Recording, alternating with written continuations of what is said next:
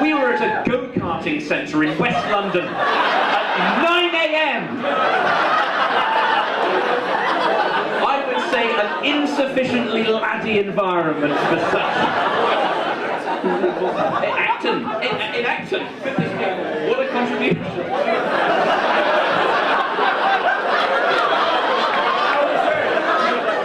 You were there? No. I love that from you. No, stop riffing. Let me catch up with the riffs you've already thrown out so far, okay? One hates for a goal to be scored when you're still watching the replay of the previous one. I've got to run some of the slow coaches through how good you've been over the last 30 seconds, because some people miss it. I've said West London, and you with some either superb local knowledge, or just you've done it again. You said Acton, and you pointed as if looking at your map and being like, I've been to that go-karting centre. But then my favourite bit, and this is what some of them would have missed, is you said I was there, and I looked sort of momentarily surprised, and you went, no. I'm riffing too, you see. My feet are also on the stage, and as such, I will allow myself. Now symbolically you've taken 1 foot off the stage.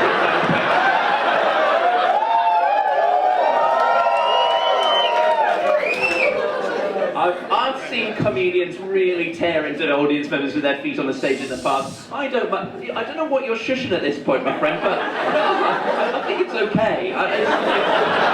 It's lovely to see such vigilant self-policing out in force. And I'm sorry if there's a particular pocket of noise there that you're struggling to control.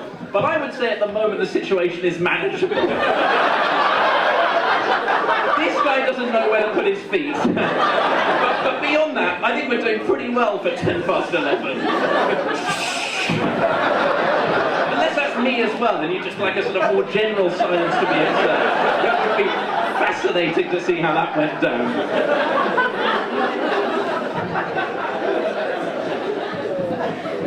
As I was saying, no real beef with feet on the stage at all. It's a comfy place to put your feet. But when the feet are on stage and then you are becoming the comedy, that's when I start to think that there's something sinister going on. And really, there's a lot of pressure on you at this point because those 2 feet have been there with a shot glass by them, of course. Just body language after body language.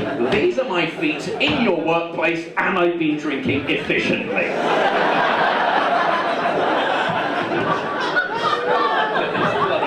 Centrist dad over here nursing his pint while your shot glass mocks me from the stage.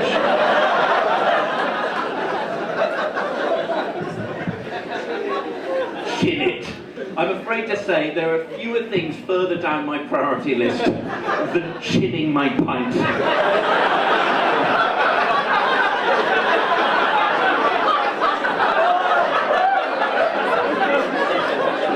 I'm only 90% certain I know what that means. You've got to hope from my elder millennial position that that's still a euphemism for down, but goodness knows what the kids are chinning these days.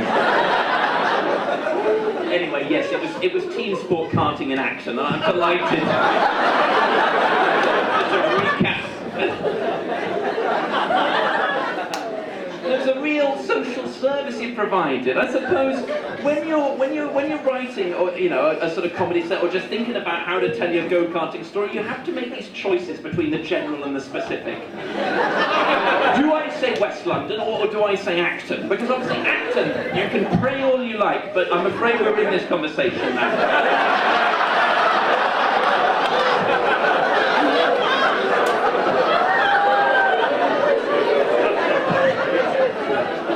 Must you pray so close to the sacrament?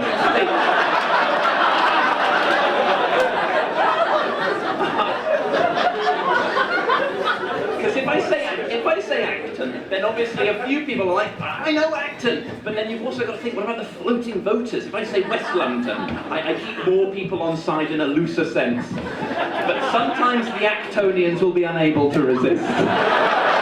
If they get a whiff that it's their go-karting centre.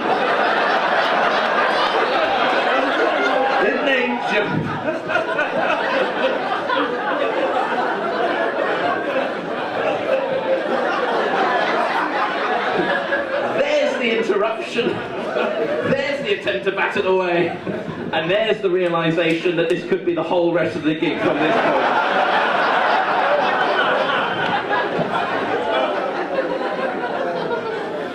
It was Acton. It was team sport karting in Acton. It was geez, you may appeal to him. It was the briefing room at Team Sport Karting Acton. Something large has been knocked over, but I can't get distracted again. I may actually have to call on Captain Shush at some point soon. And, it would be humiliating to have to go back, having dismissed their services so arrogantly earlier on.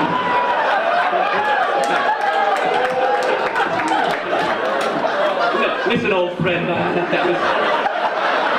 was too quick to back you away before the situation is getting out of hand. So, if that shush is still on the table.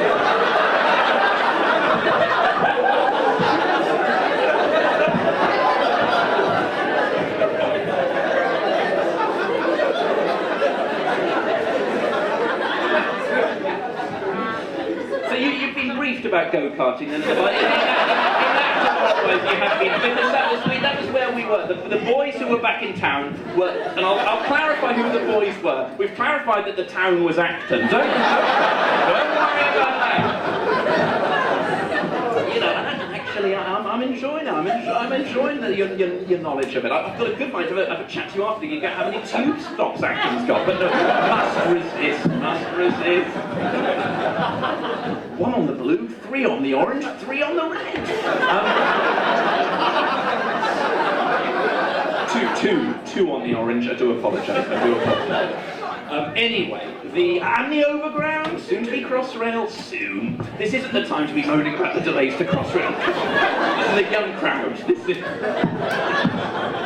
When did you lose the audience? I think it was when you attempted to imply that Crossrail was taking too long. Suddenly it started to feel very much not like a Friday night anymore. It does take too long. Surely that's not the same person who told me to chin my pint.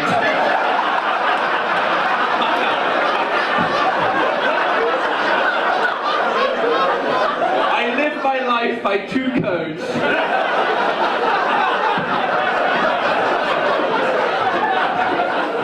Chinning pints and speeding up my commute by 2 minutes. My friend, nothing would give me more pleasure to be there with you on the day you first get to chin a pint on the Crossrail. I know you're here.